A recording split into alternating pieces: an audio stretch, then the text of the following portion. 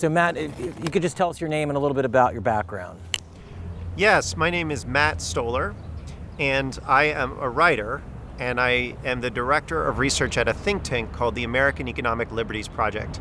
I just wrote a book called Goliath, the 100-Year War Between Monopoly Power and Democracy, in which I go over the history of concentrated financial power and our political system from beginning of the 20th century to right up until the financial crisis and the rise of big tech.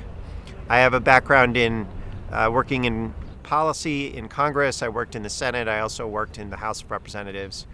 And there we go. So you wrote in your book, Goliath, the 100-Year War Between Monopoly Power and Democracy, that the bailouts from 2008 to 2010 were not intended to stop a depression. They were intended to stop a New Deal. What did you mean by that? Are we seeing something similar with the pandemic bailouts? Yeah, so the New Deal was a number of different things rolled into a set of policy programs. And the most important part of the New Deal was restructuring the social hierarchy and power in America. So FDR in 1932 talked about how he was seeking the money changers in the temple, which had been running the country. This was the metaphor for J.P. Morgan and National City, which was Citibank, just the financiers that had been running America. They had fled, is what he said, and that they had no vision, and where there is no vision, the people perish. What they did in the New Deal is at first they passed a bunch of laws, banking rules, laws, security laws, rules to eliminate the power of these these private financiers over the American political economy, over American politics, over American industry. Then they expanded government and engaged in a series of policy maneuvers to create competition in markets, to undermine monopolies, to unionize industrial companies, to basically create a set of public institutions that could bring democracy into the industrial era, what Brandeis called industrial democracy. That is the opposite of what happened in 2008. So in 2008, faced with money changers had fled, the bankers who'd been in charge of the political economy, it had all frozen up, and what Bush and then what Bush did and Obama continued was just reinforcing the power of these money changers, bailing them out, but also demanding no structural reforms in how they ultimately operated. And so you saw, in the New Deal, the economy came back and grew bigger than it was before, but it grew along egalitarian lines. It was a unionized country. It was a country where there were small stores and farmers and I don't want to overly romanticize it, but it was a middle-class country. After the financial crisis of 2008, 9, and 10, it was not. It was a much more unequal country, even though it was a progressive Democrat who was the president. So in this pandemic, what we're seeing is it's not quite the same thing, because the pandemic is not a problem in Wall Street that spidered out into the rest of the economy. It's a disease that hit the rest of the economy, and that problem is spidering into Wall Street. But largely the philosophy of neoliberalism, the philosophy which says, that people with great financial power, private actors, that they rule, that they should run things, that they know what's best. That philosophy is still dominant. Our policymakers, really in the heart of the people as well, we still believe that. We're afraid to actually govern ourselves. And so what you're seeing is massive support for large corporations, massive support for private equity funds, for monopolies, and modest support for small businesses, modest support for people who are unemployed. And so you're going to see incredible consolidation, more consolidation, a lot of small businesses going under, and a much more concentrated economic and political structure. So when you appeared on Democracy Now! After the passage of the first stimulus package, you called this a total system failure. Have your fears about the nature of the bill been borne out? Let's start out with what the actual amount of the package is and where that money is going. Yeah, so the package was essentially there's no way to really know the amount, because it's essentially a guarantee of liabilities, a guarantee of loans. So the Fed just has the ability to lend out trillions of dollars. And they don't have to lend out trillions of dollars, but they could. They could lose some of that money. They may not lose that money. So the way you do government budgeting, you don't really know how much it's going to sort of quote unquote cost for a few years. And even in places where the Fed doesn't appear to act, like, for example, the bond market, the Fed could just announce, we are going to buy some corporate grade bonds, and the prices in those markets change dramatically without the Fed having to do anything. They just announce they're going to do something. And so that doesn't go on the government's balance sheet, the Fed announcing that they're going to buy bonds and all those bond prices changing. Clearly, that's an implicit subsidy to people that are borrowing in that market. It just wouldn't go on the government balance sheet. So looking at overall cost to the bill is not the right way to evaluate it. A better way to evaluate it is to look at what big corporations are doing with the money that they have got. So Boeing, for example, was on the ropes, mostly because they were making planes that crashed, and so they couldn't sell planes, and they were having really serious problems. Also, their spacecraft that they were selling to the government were not working. They were having huge problems. And then this pandemic made things much worse. So what did? They needed a bailout, but they didn't officially take government money that was in the CARES Act that Congress appropriated, because that would have required them to maintain their payroll. Instead, they took an indirect, implicit bailout from the Fed by borrowing a bunch of money in the capital markets. And those capital markets had been stabilized by the Fed. The Fed said, we're going to buy bonds. We may buy, bonds that are from companies like Boeing. So investors knew, there's no real risk buying these Boeing bonds. We're going to lend Boeing money because the Fed has our back if necessary. So Boeing got $25 billion at a lower than market interest rate. And they engaged in massive layoffs. And their executives are still very highly paid. This is also true with General Electric, which is a big aerospace industry, massive layoffs, and continuing, to pay high salaries to their executives. But it's also across the board. You see this with Carnival Cruise Lines, which got a massive bailout from the Federal Reserve. Estimates roughly a $3 billion subsidy. Who knows, give or take. But Hertz Rent-A-Car, on and on and on. What you're seeing is a solidification of power in the hands of bondholders, stockholders, and the executive class, and then massive layoffs of people that work for a living, and then the decline in power of small businesses who have to rely on much more rickety structures like the what's called the Paycheck Protection Act, which is a smaller program in the bill that doesn't work quite as well, and that's supposed to support small manufacturers and restaurants and and retail outlets, and that's not working that well. It's working, but it's not working that well. It's slow. The other stuff is instant, massive, frictionless, no strings. Now, can you make the distinction between the Federal Reserve, which my understanding is neither federal nor a reserve, and what the Treasury Department or what Congress is doing, or how are those two things related? Yeah, so it's a really important question, and super weird, because like when you get into the guts of how money works, it's interesting, but you can also sort of go crazy. The Federal Reserve, what they do is they print money, and they choose. They basically choose how much money exists in the economy by either going into certain capital markets where banks and corporations lend and borrow, or by regulating banks and telling them what they can and can't lend. So the terms by which you take out credit cards or mortgages or that corporations borrow, those are set by the Federal Reserve. It's a sort of indirect way to control the economy.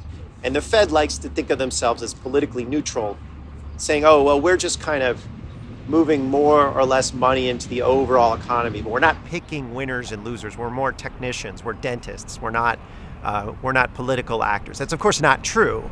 They are making distributional choices, but that's the way that they see it. They set the terms and conditions of credit allocation. Congress, that's called monetary policy. Congress does what's called fiscal policy, which is to say they deliberately and explicitly set winners and losers. They choose to spend money on things, government money on things, or not spend government money on things. They choose to put money into the Pentagon or into health services or into roads or whatever it is that they choose. And there they just buy things directly. They're not lending money, they're not borrowing money, they're just directly spending money or taxing. So those are the two different that's one is monetary policy, one is fiscal policy. And Congress is elected.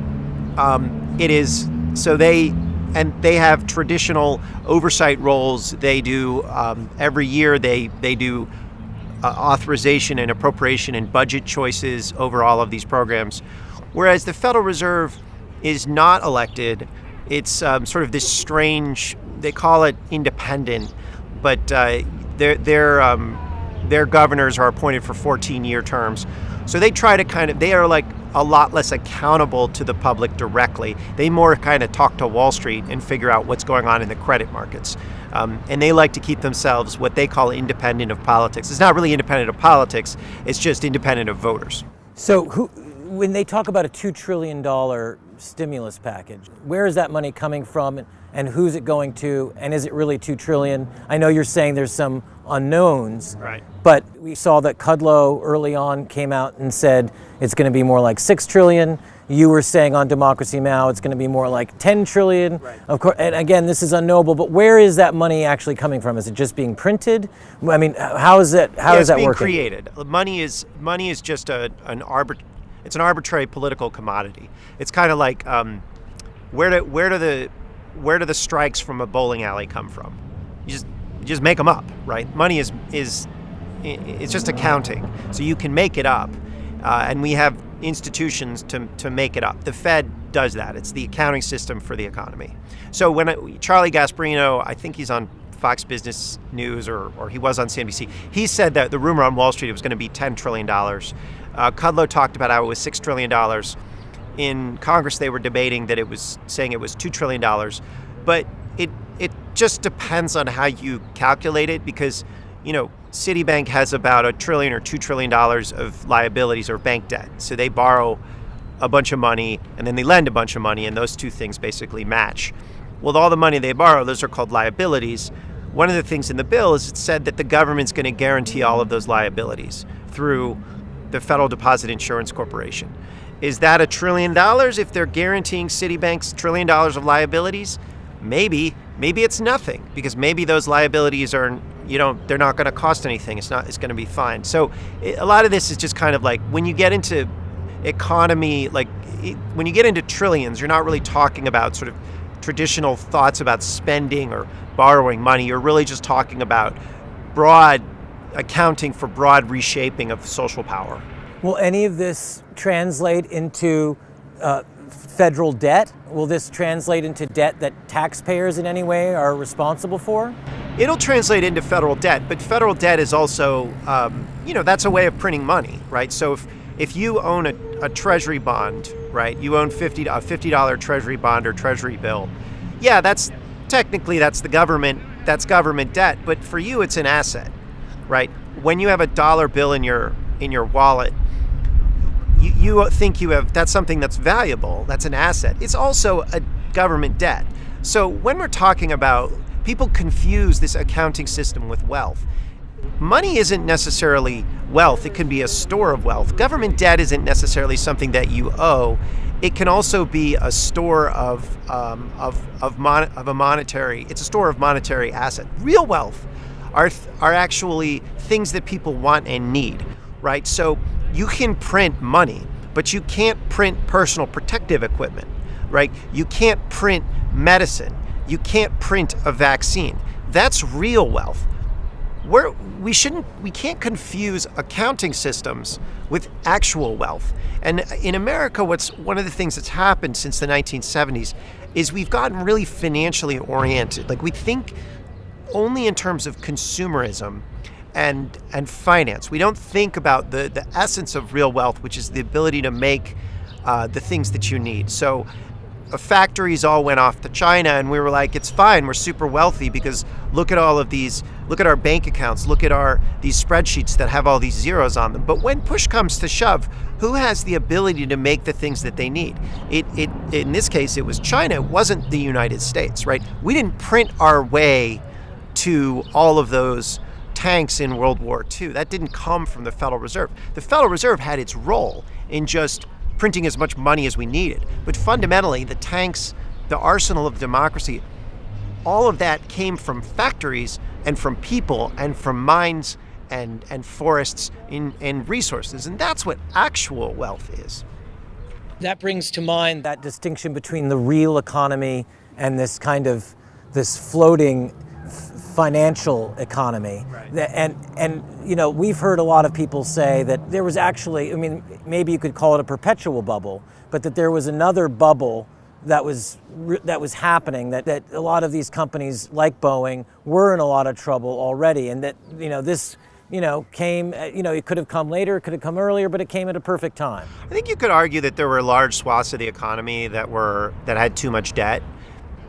Private equity is a kind of financial model which involves buying a company and then having that company borrow a bunch of money and then take that money and give it to the private equity owners. It's kind of like the mafia where, you own a restaurant and, you burn it down for the insurance money. That's a little bit like what private equity is. As long as you can get someone to lend you money or to insure your whatever asset you have, you don't care what happens to the underlying asset since you can collect the cash yourself. That's what a big swath of the economy is doing, about $5-6 trillion in aggregate. The total stock market value is about $30 trillion. That's bad. You see a lot of the retail bankruptcies that are happening in the pandemic.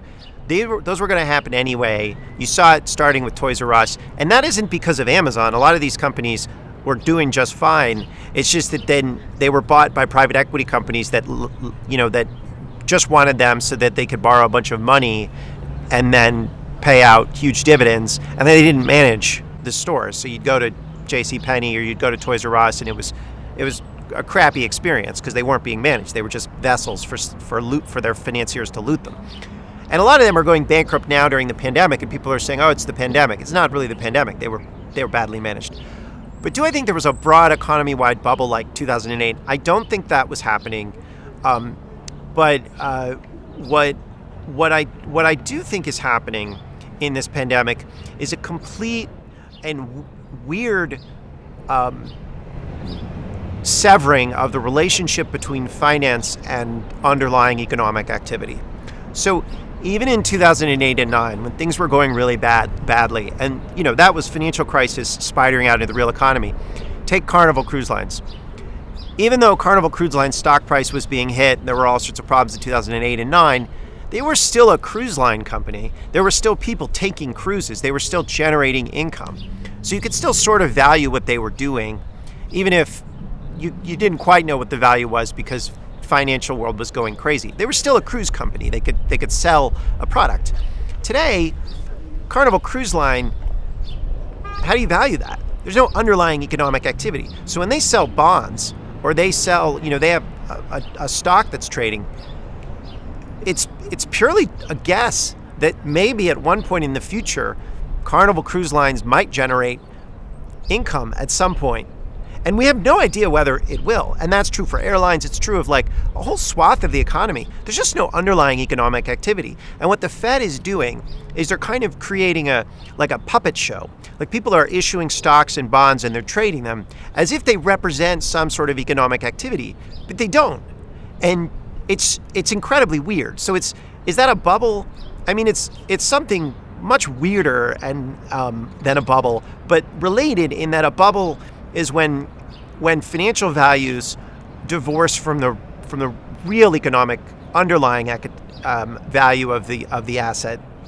In this case, you do see that skew, but it's impossible to know what that underlying economic value is because there's no underlying economic activity. So a different way to think about it is that we're in a planned economy.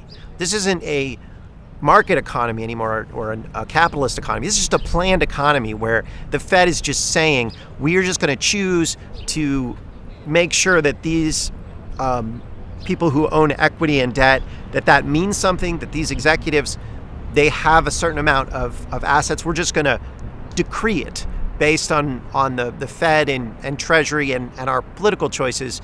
And it has nothing to do with whether there's any actual underlying customers or anything like that. We're just going to decree it. So it's a planned economy. And that's what the CARES Act represented and what all of these subsequent bills represented. We're just in a planned economy where we're just making social choices purely through Congress and the Fed and our political system. You are a registered Democrat, Yeah. from what I understand. You were extremely upset, in particular with the progressive wing of the Democratic Party, after the passage Right. of the first CARES Act. Why were you upset with them? Why were they to blame for anything that happened? Well, my general observation, so I've been in progressive politics for about 15 years, and there's a number of different strategies that, progressives have pursued to try to make a more equitable, just world. But what I realized after starting to learn about finance and corporate power and monopolies is that fundamentally progressives just don't seem interested in power. They just don't seem interested in finance. They don't seem to care about the details of corporate power. So often progressives will say to me, I'll be like, I think we should use antitrust to break up big companies because that's a problem. We have these big companies that are dominant. And progressives or lefties will come to me and say, I don't agree with you. I want to support workers. And it's just weird because it's like I'm saying, hey, those are the bad guys that are structuring an inequitable society. Like a billionaire is somebody that has too much power, and they have power, but we don't have power because they have power. Workers don't have power because they have power. And I want to go after, I want to use our politics to restructure that power arrangement. And progressives are like, oh, those things aren't related, right? And it's really bizarre. So what I saw with the CARES Act was a lot of stuff that was happening. They mimicked a lot of the policy choices of 2008. It was a different situation, but a lot of the technical specifics were the same in terms of the bill. And a number of us, my nonprofit, but a number of other people who had experienced 2008 were saying loudly and telling allies who were progressives, don't let them move money through the Fed into the stock market because it will bail out the wealthy and the rest of us will get screwed. And progressives were not paying attention. And they were just like, but we need to help people. We need to get unemployment out there. And they just voted for it 96-0 in the Senate. They didn't even bother to do a roll call in the House. And they had a week and a half. They didn't organize. They didn't give any speeches. They didn't come up with any credible alternatives. They were just irrelevant because they weren't paying attention. 3 weeks after the CARES Act passed, there was a congresswoman named Rashida Tlaib, who I originally liked, who's a progressive from, I think, the Detroit area. But there was this guy named, on CNBC, a billionaire named Chamath, who is this, I think he runs something called Social Capital Investments. He gave this inspiring comment or sort of a speech, but he argued with a CNBC anchor about whether to allow airlines to go bankrupt or not. And he said they should go bankrupt because who cares if the stockholders and debt holders get wiped out? They should get wiped out. That's the essence of risk. He had said something similar before the CARES Act passed. But basically what he was saying is wipe out the wealthy. Why are we preserving their capital? They didn't, it's valueless unless we choose to give it value. Why are we doing this? And I noticed it went sort of viral. And a number of progressives, including Congresswoman Tlaib, said, absolutely, why are we bailing out like the powerful, when the rest of us are suffering? And I was really horrified because she didn't notice that she had voted for this massive corporate bailout until a billionaire on CNBC told her 3 weeks after she had voted for it. And I think that, to me, says it all about sort of progressives and this progressive movement that I had thought I was a part of. They're just not serious. They don't actually want to govern. What they want to do is be told how to think by powerful people. And then, in the meantime, they want to, have the right aesthetic choices about justice. So I look at them and I think, at this point, I'm just like, oh, you guys are not actually doing politics. You're just art critics, right? And you just, and then you will say something when a billionaire on CNBC tells you to. But it's like, that's not a serious political movement. That's not politics. That's art criticism. Where was Bernie on all this? Bernie was pretty dishonest. He was quiet for most of it, didn't notice or didn't care, or both. I think some of his, and I talked to a lot of people, insiders in politics and in progressive world, and a lot of them, at a staff level, a lot of them knew. I think member levels, some of them knew, but they didn't say anything. I don't know if Bernie knew or not. But at the very last minute, I think Chuck Schumer and Bernie and Warren were all working together. with progressives to move this bill through. There was an unemployment provision that made sure that people got an extra $600 or up to $600 more than they ordinarily would have on unemployment insurance. And it's something that the Republicans and Democrats both wanted, because Republicans are not stupid and they want to get reelected. And Bernie pretended that he was the responsible for this, which was nonsense. He was not involved in the negotiations in any meaningful way. At the very last minute, 3 Republicans, and remember, the Republicans for about a week and a half before the bill had been attacking the Democrats for holding up the bill, saying this is essential to get this through. They were trying to jam this corporate bailout through and say, if you don't want this bailout, then you're going to be murdering people, because hospitals need the money, and you're going to let people die on the street. You're going to let people starve without unemployment. And they've been saying this for a week and a half, and the Democrats weren't saying anything back. They were just saying, don't worry, we're negotiating. We'll get this through, right? Very last minute, 3 Republicans, Lindsey Graham, Rick Scott, and someone else, say, actually, what we've decided is that this bill's not mean enough to poor people, and we want to do something and get rid of some of this unemployment. And of course, this wasn't going to go anywhere. Everybody knew the bill was locked and ready to go. It had been negotiated and agreed upon. And there were only 3 Republican senators who were opposed to it. They could have delayed it, but they couldn't have stopped it. So they cut a deal, and they said, we just want to vote on a meaningless amendment that would remove some of this unemployment benefits, which we know isn't going to pass, because they wouldn't have needed 60 votes, and they didn't have 60 votes. So they talked about how this bill isn't mean enough to poor people. And Bernie gets up on the floor and says, we absolutely have to save unemployment insurance. And he gives this rousing speech against this amendment and for the bill as structured, right? So, which is this giant Wall Street bailout. And he says, we need to save this giant Wall Street bailout because it has some unemployment insurance in there. And that speech was completely dishonest, because what he was trying to say is he was helping to preserve unemployment insurance, which was not true. It was completely symbolic and meaningless and irrelevant. And it was, a lot of his supporters were just enthused because they didn't understand what was going on, and they just thought that Bernie was standing up for them and unemployment insurance. And 3 weeks later, 4 weeks later, a month and a half later, people are saying, how come all of these powerful, wealthy people are getting bailed out and have all of this, don't seem to have any problems, and we're getting screwed? And they're really upset and confused. And it's because there was no leadership at the time the decision was being made, and they were misled by Bernie, and they were misled by their leaders. And that, to me, was just appalling. And up until then, I had been, trying to figure out, I liked Warren, but then I moved to Bernie because I thought he was running a better campaign. And I was kind of more on the progressive side in the primary.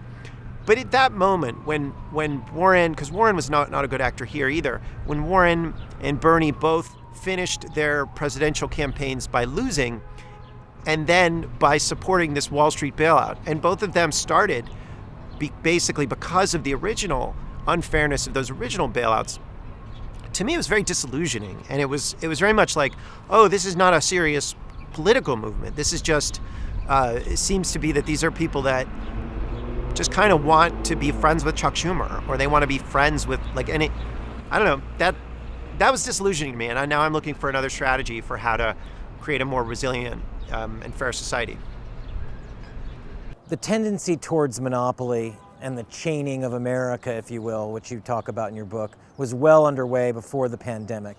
Right. What has been happening as a result of the lockdowns here and around the world? It seems to me to have only mightily accelerated that process. Well, yeah, so we've been concentrating power in the hands of monopolists and financiers since the late 1970s. So the New Deal, we really did break up the financial holding companies that were controlling the country, the Mellons, the Morgans, the DuPonts, the Rockefellers. And we had a middle-class country up until the late 70s. Obviously, there were huge inequities, racial inequities, gender inequities, but economically, it was getting more equal over time. And it was laying the predicate for a lot of social movements to address some of those inequities. But starting in the late 70s and really early 80s, and when it started accelerating, the Reagan administration got rid of antitrust enforcement, and you started to see this massive roll-up of power. You saw a lot of chain stores explode. And then you roll that forward. Clinton doubled down on it, globalized it. You roll it forward 30, 40 years, and you have a world of Walmarts and Amazons and Googles and JP Morgans that are just enormously powerful institutions. And in many ways, these are now public infrastructure. They're not governed like public infrastructure, but they are public infrastructure. People are dependent on Amazon in a way that makes it almost a government-like facility. Facebook just set up a Supreme Court for content, for speech regulation. They have a global super court for censors. That's something that a political system does, not just a corporation. The reason these guys are political systems is because they're monopolies, and monopoly has control over a market. It sets the terms and services under which people operate in that market. It's a mini government. So we have all these mini governments everywhere, which provide vital infrastructure that we depend on.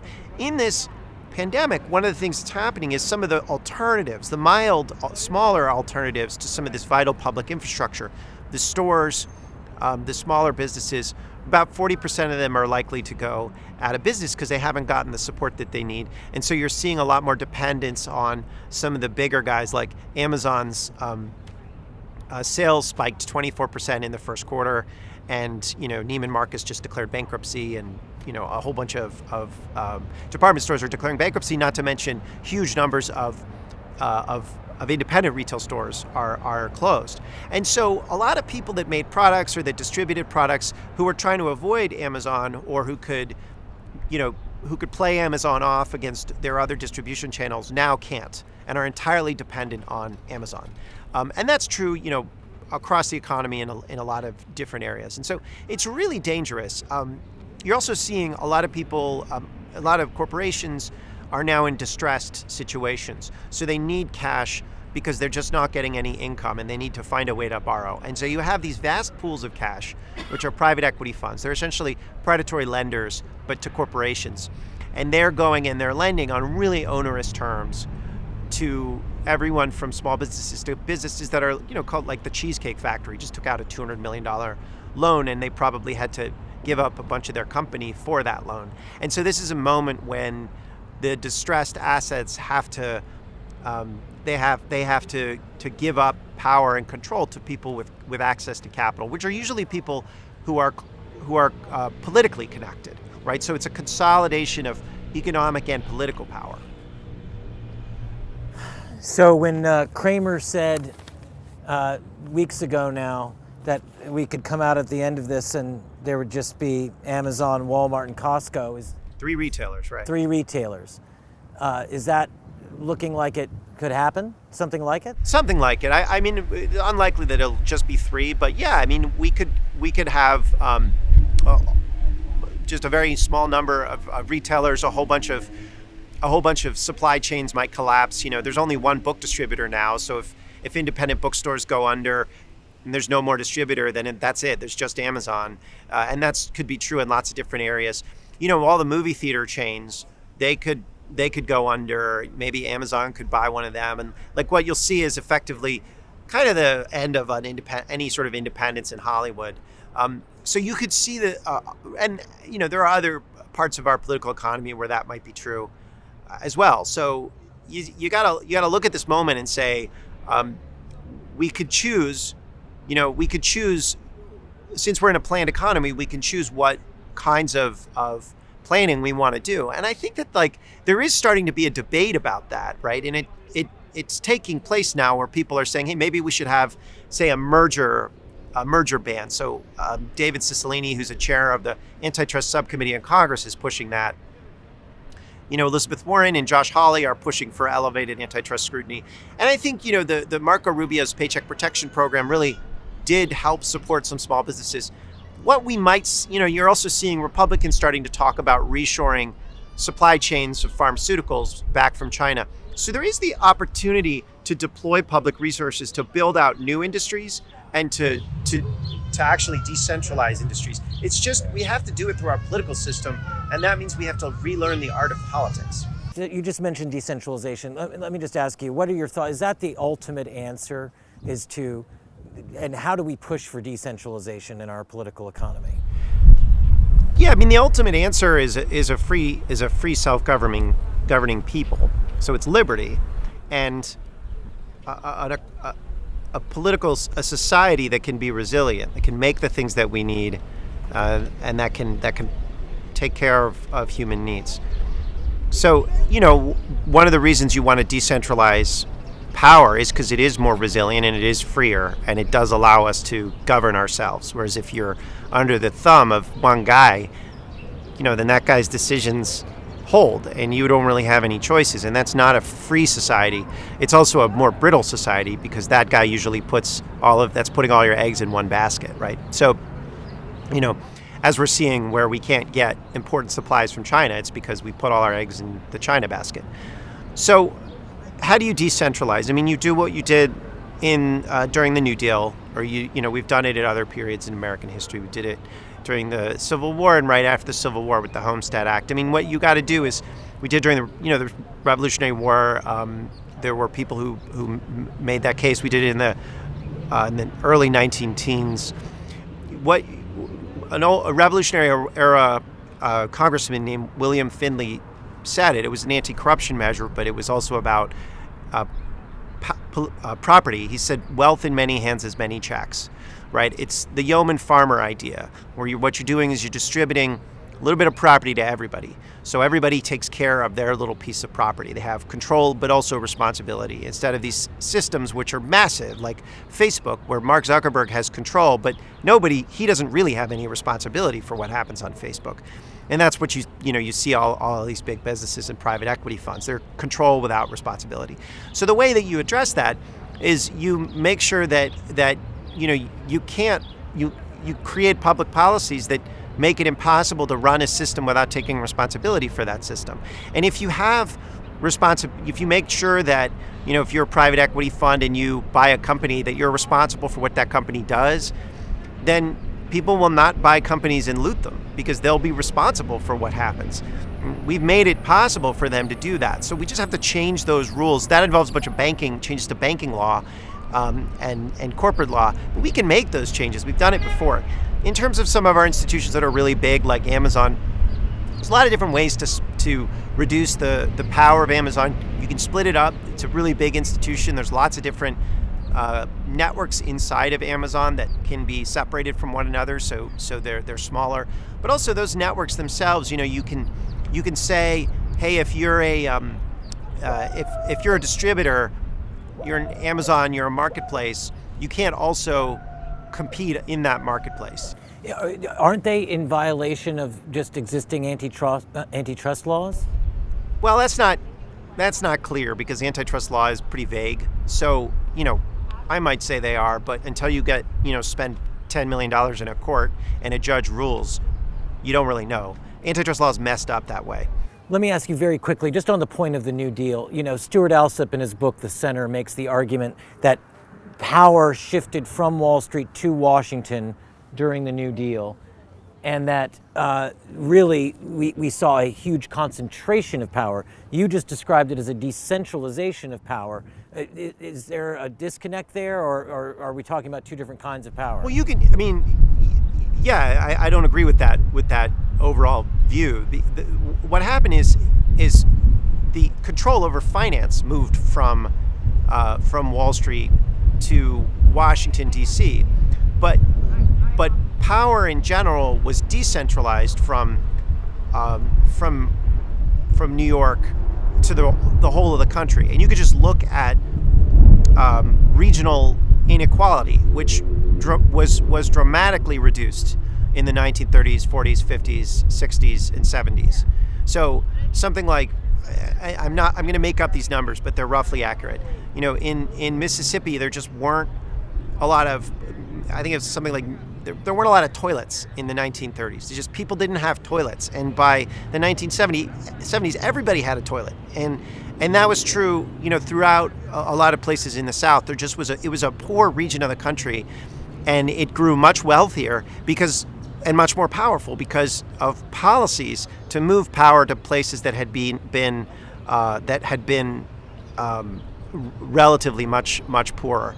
And that's because the centers of capital, to New York, Pittsburgh in the Northeast, they were disempowered relative to the South and the West. And that, a lot of people argue that there's a racial element to that. But that's not actually what was going on. What was really going on was a view that you should decentralize power away from financiers, and those financiers lived in New York, and so power moved away from New York. There definitely were racial elements in how that played out, and I'm not trying to downplay race, but I'm saying the broad arc of the New Deal from the 30s to the 1970s, you could go back, there were other periods in American history that were similar, was actually about moving power away from these large financial holding companies and moving it into the hands of the people themselves. And the historiography, then there's a narrative that because the federal government was much bigger after the New Deal, that there was some sort of centralization of power in the administrative state. In fact, the administrative state was designed to undermine the power of monopolists and financiers and decentralize. And it just happened to be that there were larger public institutions, but that wasn't more centralization of power, it was less centralization of power. Fair enough. I mean, I guess some people would say, are we talking about wealth? Are we talking about power? Where do the two join? But let's pass on for the moment. You wrote about this, and I thought it was pretty striking. Given that your book came out in 2019, right, before all this. But how does monopolization affect the healthcare system? You wrote in Goliath that 40% of hospital stays occur in markets where one entity controls all hospitals, and these hospitals, like all monopolies, no longer have a strong incentive to deliver quality care at a reasonable price. Instead, they sometimes overtreat and kill their patients. So I just want to give you this thought. When I read that, I couldn't help but think of the intubation protocol for COVID-19, which is because it's standard of care, hospital owners are indemnified, and yet we're hearing that 80% of intubated COVID patients die. A number of doctors around the country have spoken out against the ventilator protocol, but do monopoly practices in the insurance system create a one-size-fits-all approach to medicine that hobbles flexibility and the ideal of individualized medicine?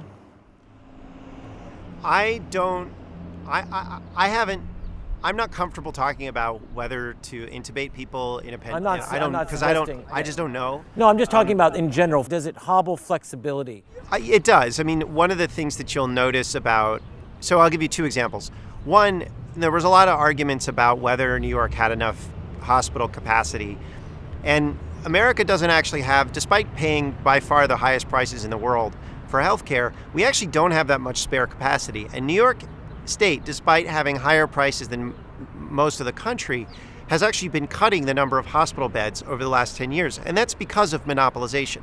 One of the things that happens when a company monopolizes a market is they reduce supply. They raise prices and they reduce supply. And because they have control over the market, so they don't have to provide as much and they can make as much money by just raising prices. That's what's happened with healthcare. That's why healthcare prices have gone up and hospital supply, which is to say beds, have gone down. The other example would be ventilators. Let's just say, I'm not sure whether it's a good idea to ventilate people or not, but at the beginning of the pandemic, we were saying, oh my gosh, we don't have enough ventilators. And a story came out in the New York Times about how the government had contracted with this company called Newport Medical to build a bunch of ventilators. They contracted with them about, 12, 13 years before the pandemic. And Newport was a small company, and they said, we'll make ventilators cheap and we'll make them good. We're new and innovative and small, and the government was like, great. The company came up with prototypes. They worked. The government was like, we want them. Sell it to us. Then another company called Covidien, which was a much larger medical device company, which made competitive ventilators that were much more expensive, bought Newport Medical and shut down their line of cheap, good ventilators. And so, fast forward, the government, Covidien repudiated the contract, never fulfilled it. So then the pandemic happens, and the United States is trying to find a way to get some ventilators, and it doesn't have ventilators in its stockpile. So that's another example of bad merger policy that led to a lack of ventilators, and bad merger policy that led to overpriced hospitals with less capacity than we might have otherwise needed. What do you think of the massive sort of wartime production, though the act, I suppose, was never invoked, but this call from, to GM and other private business to suddenly massively shift over production to, say, ventilators? Was that, is this a kind of, in the way that wars can be, a sort of an interesting boon to big business as well? Sort of. I mean, it's hard to tell how much actually happened because, Trump isn't always forthright about what's actually happening, put it that way. So, all of these people were like, we need the arsenal of democracy again. We need GM to, start churning out ventilators like they did tanks in World War II. And it's kind of a bad joke because when you actually look at the amount of bureaucratic competence that the government and the military and that our corporations had in the 1930s versus today, it's not the same thing. Like we were making a lot of things in the 1930s, and today we're ordering those things from China. So it's not, we're just the military had huge numbers of factories and capacity to actually make their own material in the 1930s. They had their own factories. They also had enormous amounts of planning capacity, and they'd spent the interwar period from World War I to World War II planning about how to fight another war and build up capacity. So they knew a lot, and we had antitrust agencies that knew a lot about the economy. We had this huge knowledge base in our government, lots of different agencies that actually had the capacity to build their own things and also had knowledge of how the private sector, where that capacity was. None of that exists today. So, a lot of this like weird nonsense about, we need, GM to start churning things out as if it's 1939. Like, I'm sorry, but we shipped all that stuff to China. You can't ship 72,000 factories to China from 2000 to 2014 and then just one day try to turn on those factories. They're not here anymore. I mean, we even had a problem where I think Lockheed Martin was complaining the other day because they get, they've been moving so much production of weapon systems to Mexico, and lo and behold, it turns out Mexico is a different country, and they shut their border. So we can't get defense supplies. That's like this is not 1939 anymore. I mean, it's not even 1999. Like we really have to rebuild a lot before we can pretend to be able to churn things out. In Goliath, you described the role of monopoly in the opioid epidemic. Can you take us through that briefly? Yeah, so this is an example. In West Virginia, in the early 2000s, monopoly is not just about controlling a market or concentrating power in a market. It's also about self-dealing. So, a business model, if you have control over distribution and you have control over what those distributors and you make something that then gets distributed, you have an incentive to distribute your own product. Or you have an incentive, even if you don't own that distribution channel and you're allowed to give kickbacks to that distributor and that distributor has market power, you can corrupt economic and systems and markets. So that's what happened with opioids. In the early to mid 2000s, the West Virginia government noticed that there were a lot of people dying because of this medicine called Oxycontin, and they said to their public health system for government employees, so their insurance system said to the company that managed their prescription drug plan, they said, hey, can you downgrade the amount of Oxycontin that you're prescribing to government employees? It seems like this is a problem. And it's called the Pharmacy Benefits Manager. It's a company that manages the list of pharmaceuticals, said, no, we're not going to do that. And the reason that they wouldn't do it is because they were getting paid off by Purdue Pharmaceutical, which makes Oxycontin. So they were getting kickbacks for recommending Oxycontin.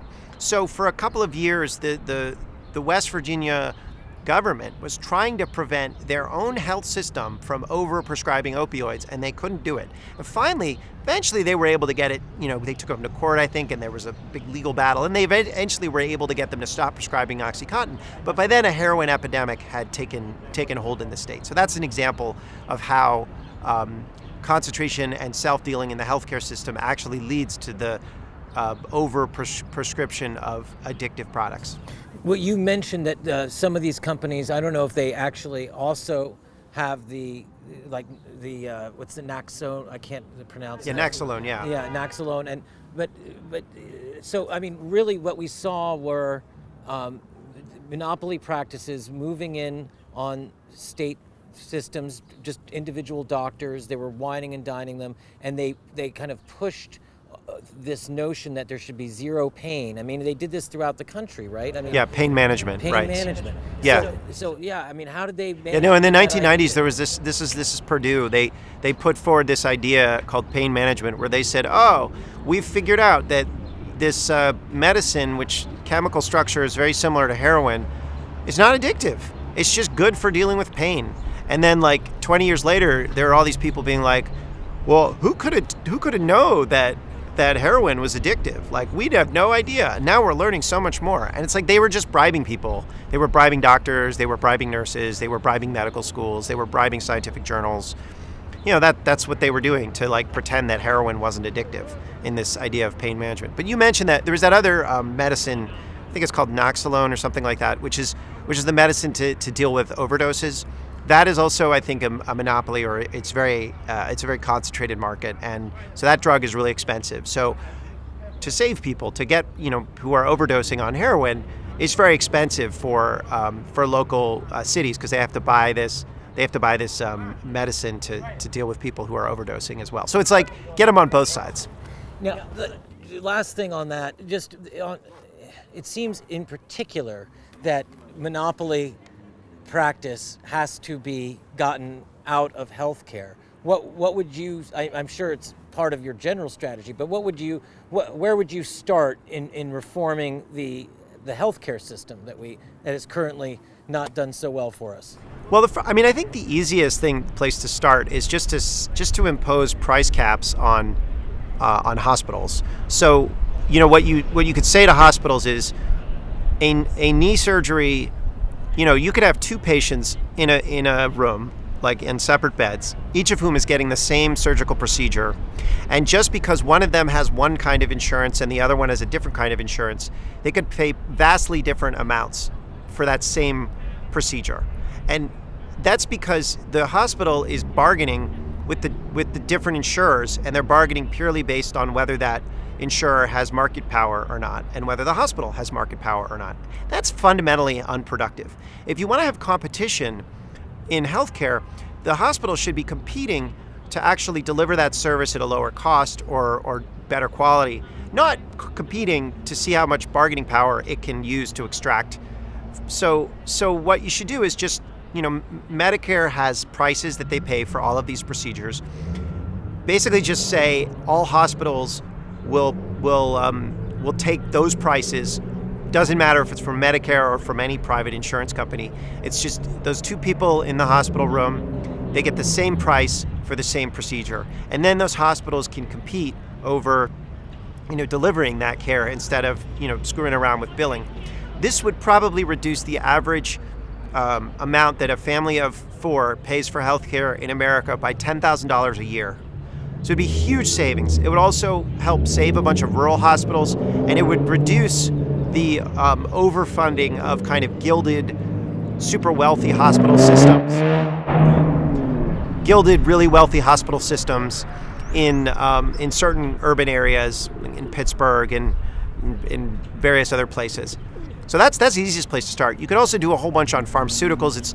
A lot of this is so there's some patent things you could do, but you could also reduce consolidation in the pharmaceutical industry. You could deal with pharmaceutical benefits managers. Also, it's important to get private equity out of healthcare, because private equity is a business model that's designed to find ways of raising prices. That's all that they really do. So you put prohibitions against private equity being in the healthcare space. Right now, private equity is trying to buy up a lot of doctors' practices so that, they can find a way to ultimately raise prices. So that's what I would do. Lovely. I have to ask you this because, the ultimate monopolist, maybe the ultimate monopolist in American history, though I'm not sure, it has become somehow the go-to guy in the public health sphere, and I'm talking about Bill Gates. Right. And I'm wondering, first of all, what are your thoughts when you see him say with Sanjay Gupta, et cetera, doling out his thoughts on all this? I mean, how did this happen? How did he go from being a guy with a software that was virus laden to being a guy who was leading the charge towards healthcare solutions for the world? Yeah, I mean, it used to be that we would look up to people who were public servants and had a good had a good track record of, there was in the I guess in the late 19th century, sort of heroes were municipal workers who had cleaned up cities, right? It was a different social conception. People, in the 60s, every kid wanted to be an astronaut, right?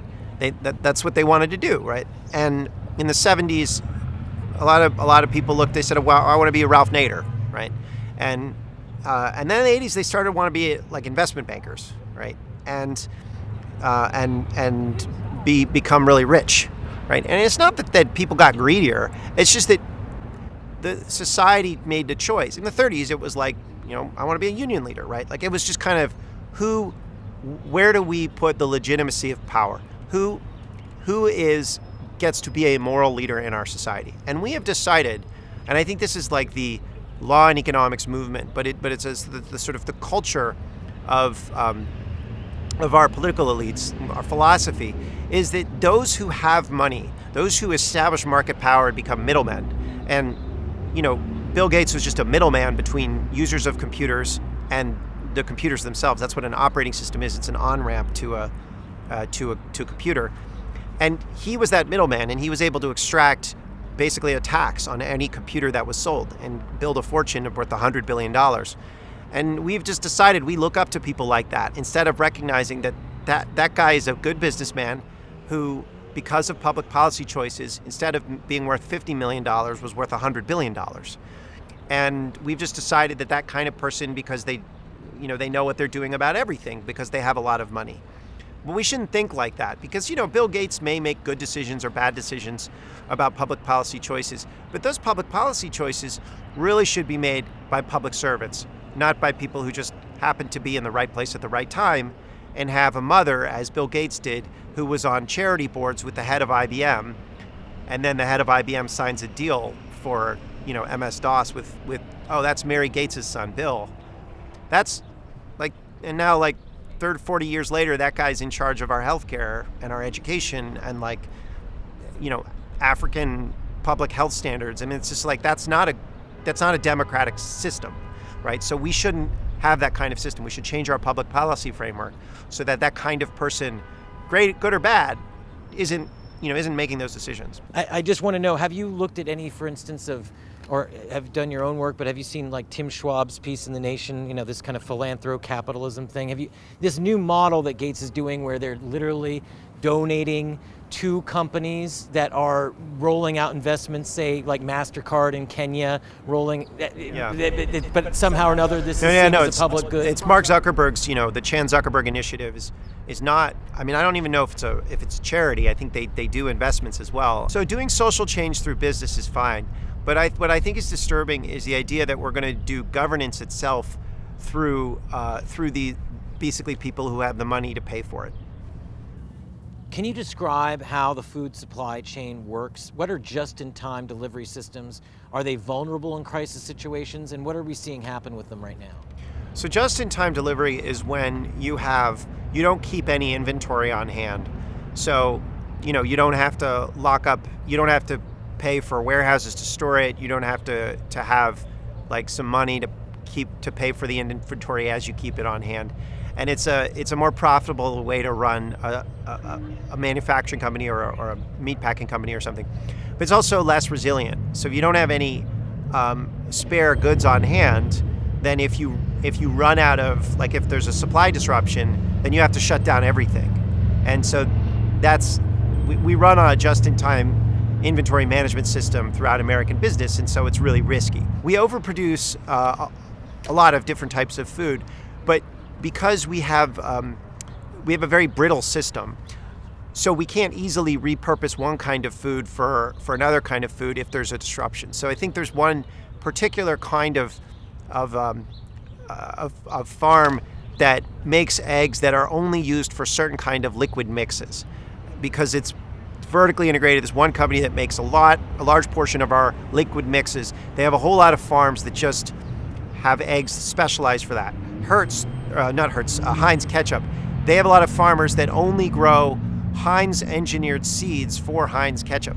Well, what happens if you don't need as much liquid mixes in a pandemic, but you need to have eggs because all of a sudden a lot of people want to buy a lot of eggs because they're cooking at home. What happens if there's a supply disruption, or if there's you all of a sudden you need to stop making products for the commercial sector and you need to repurpose them for residential? Well, if you have a bunch of small farms that just make eggs and they can sell to anyone, you can easily repurpose it. A lot of small farms manage in this pandemic because they can just sell their stuff to different groups. But if you specialize in this one particular egg type that only is used for liquid mixes, or if you only grow Heinz ketchup tomatoes, or if you only have chickens that have to be processed by Tyson's, and all of a sudden a Tyson's factory goes under because everybody's got COVID in the meatpacking plant, a lot of food goes to rot, even as you have hunger on the other side.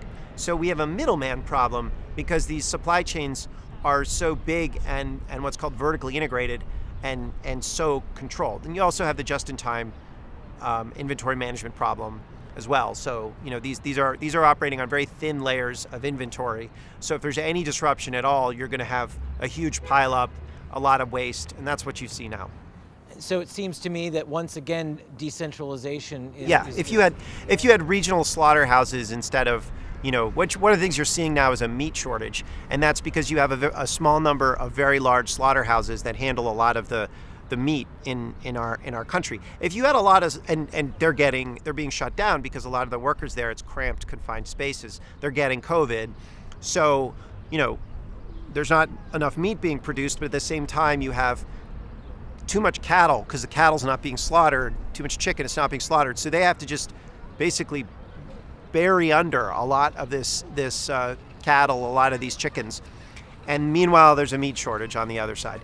If you had a lot smaller regional slaughterhouses and farms that could sell to multiple different slaughterhouses, it'd be much more flexible, a much more resilient system. You wouldn't have these shortages and you wouldn't have the surpluses on the other side. I mean, it's in a perverse way. I mean, it's more perverse even somehow. I'm reminded of scenes in Steinbeck's The Grapes of Wrath, burning oranges on the side of the road. It's the same thing. Because they would reduce the price too much. But these are kind of, some of these things are biologically patent designated vertically integrated systems. In Goliath, which came out just before the pandemic, you describe a seemingly intractable system of monopoly power. That situation seems exponentially worse now. But you wrote that there is reason to hope. We have been under concentrated monopoly rule before, where a chosen reality is codified as natural law, and we've overcome it. Do you still see that possibility, and how do you think we should resist what's happening? So there are two parts to a crisis, and the first is the clarifying moment, when the crisis reveals something about your society, and then there's the reaction to that, when we do use our politics to decide how to respond. So in the New Deal, there was a clarifying moment from 29 to 1932 as the crisis showed how weak the banking system was and how the old order had no answers for the political collapse. And there were different responses in different societies. Germany responded one way, Italy and the Soviet Union and Japan and England, France, America all responded differently. Those responses depended on the political context of each country. America the response was the New Deal, but first you had to clarify what your society was organized around. In 2008, the clarifying moment was the collapse, and the response was to bail out the banks. We chose to reward the people that had gotten us into the problem because we believed, we still trusted their power. 9/11, similar. It was a crisis. It clarified that we were not a hyperpower immune from any sort of blowback, and the response was to revisit American foreign policy and decide to take a much more aggressive, nationalistic, violent way of approaching the world, and we chose to invade Iraq. So we're still in the clarifying stage in this pandemic where it's really obvious that we are going to have a big state. We are going to be planning our economy. We do not have the public health systems or the public infrastructure to manage this pandemic as constituted, so we are going to build those, or we are just going to accept a much higher death rate. There's a lot of clarifying that's happening right now, and people are absorbing what's going on. And I think we're starting to see some of the political discussion about what that will mean. And there's an election coming, and there's a lot of things that are going to happen on the Republican Party and the Democratic Party, So I don't think that we necessarily know what the full reaction will be. I mean, I'm not happy with how we've responded so far, but we're in early stages in this crisis, so we could go in lots of different directions. But it seems like the Gateses of the world are setting the agenda. Well, they are. But remember, 1928, Herbert Hoover wins, I think, 44, 45 states. He's endorsed by both the AFL and the Chamber of Commerce, the great engineer, chicken in every pot, and poverty forever. Everyone just assumes that the Republicans are going to rule for forever. And then they start losing because of this recession that turns into a depression. But even in 1932, when the Democrats finally, 31, 32, when they finally took power in the House, the main goal for John Nance Garner, who was the Speaker of the House, was a sales tax increase to balance the budget. And they didn't want to do anything about corporate power or banking power. They wanted to cooperate with Hoover. It was really one of the most wretched Democratic majorities that I've ever seen in the face of a depression. They really did, their whole goal was to get rid of prohibition, which was sort of the social issue of its day, right? They were a lot of them were funded by the DuPonts. It was a disgusting, it was just like it was part of the old order, right? So a lot of them were on JP Morgan's payroll. So that changed really quickly, and so it's like things can look really bad, but it doesn't necessarily mean that they will continue to be that bad. I think that we just don't know, and I'm not super happy about what's happened, and I don't necessarily believe that the Democratic Party as an institution right now is going to address really any of these problems. But I think fundamentally we do live in a democracy. And what I think got me so despondent about the Democratic Party in watching this primary isn't that Democratic leaders did what they did. It's that the voters really wanted what the Democratic leaders did. And they really support the Democratic leaders in concentrating wealth and power. So it's the voters that are actually want what they're getting. Don't they know not what they do? No. I think they just don't. They loved Obama. They see politics largely as ceremonial and having very little to do with underlying political and economic realities. So they're not doing politics because they don't really believe in politics, and that is an ideology. They do not. It's if a politician made their life better, it isn't necessarily the case that they would understand that happened through politics. What they learned from Obama was politics is show business. It's not policy. It's not about arranging society. It's not about justice. So, and that's on the Democratic side. The Republican side is different. But that's not, that attitude has to change. People have to find a way of believing in politics again. And if they don't, then they're just going to be ruled because fundamentally they don't want to be free. It's just too much of a hassle.